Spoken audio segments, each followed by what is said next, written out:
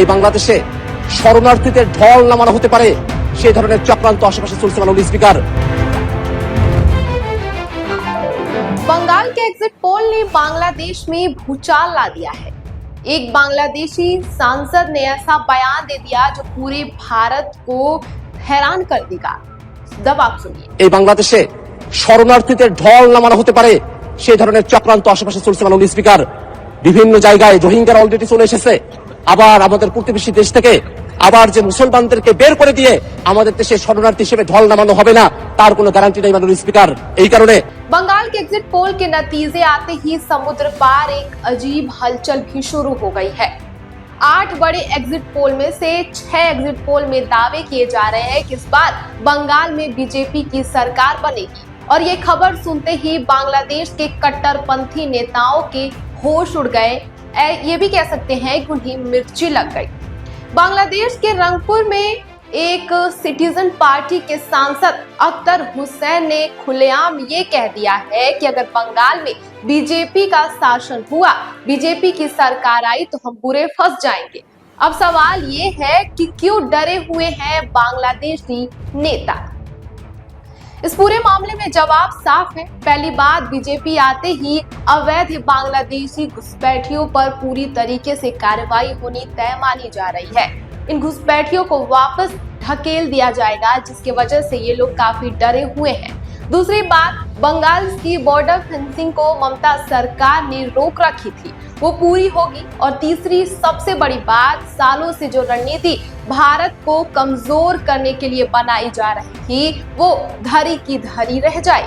असम के मुख्यमंत्री हिमंता बिस्वा शर्मा ने तो पहले ही साफ कर दिया था कि असम त्रिपुरा में बीजेपी की सरकार है और एक बार फिर से बंगाल में बीजेपी की सरकार आ रही है, तो अब इन अवैध घुसपैठियों को लात मारकर बाहर निकाला जाएगा, फिर कोई अंदर नहीं आ पाएगा।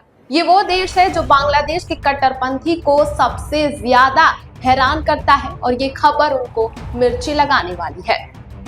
एक तरफ बीजेपी और उनके समर्थकों का मानना है कि अवैध घुसपैठी एक गंभीर राष्ट्रीय सुरक्षा का मुद्दा है और इन्हें तुरंत रोका जाना चाहिए, तो दूसरी तरफ विपक्ष का कहना है कि इस मुद्दे को चुनाव से पहले सांप्रदायिक रंग देना सही नहीं है और हर मामले को कानूनी प्रक्रिया के तहत सुलझाया जाना चाहिए। दोनों पक्षों की अपनी अपनी दलीलें हैं और जनता को ये तय करना है कि वो किस नीति को सबसे ज्यादा सही मानते हैं। आपको याद होगा कि बीते कई महीनों से असम के मुख्यमंत्री हिमंता बिस्वा शर्मा लगातार जोर दे रहे हैं कि इन अवैध घुसपैठियों को बाहर भगाया जाए।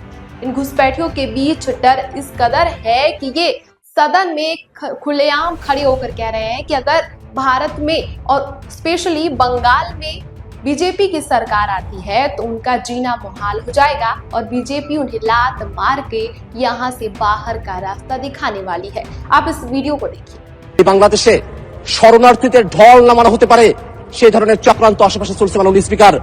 বিভিন্ন জায়গায় রোহিঙ্গারা অলরেডি চলে এসেছে। আবার আমাদের প্রতিবেশী দেশ থেকে আবার যে মুসলমানদেরকে বের করে দিয়ে আমাদের দেশে শরণার্থী হিসেবে ঢল নামানো হবে না তার কোনো গ্যারান্টি নেই মাননীয় স্পিকার। এই কারণে আমরা এই বাংলাদেশের যারা মানুষেরা আছি আমাদেরকে একতাবদ্ধ থাকতে হবে। আমরা সেই ৭১-এ ২৪-এ প্রত্যেকটা সময় জাতিগতভাবে আমরা যেমন একত্রিত হতে পেরেছিলাম, তেমনি ভাবে এই বাংলাদেশের স্বাধীনতা সার্বভৌমত্বের উপরে বাংলাদেশের জনগণের উপরে যদি কোনো ধরনের পরাধীনতা চাপিয়ে দেওয়ার চেষ্টা করা হয় সেই সময়টা তো আমাদেরকে ঐক্যবদ্ধ থেকে বাংলাদেশের জন্য কাজ করতে হবে মাননীয় স্পিকার।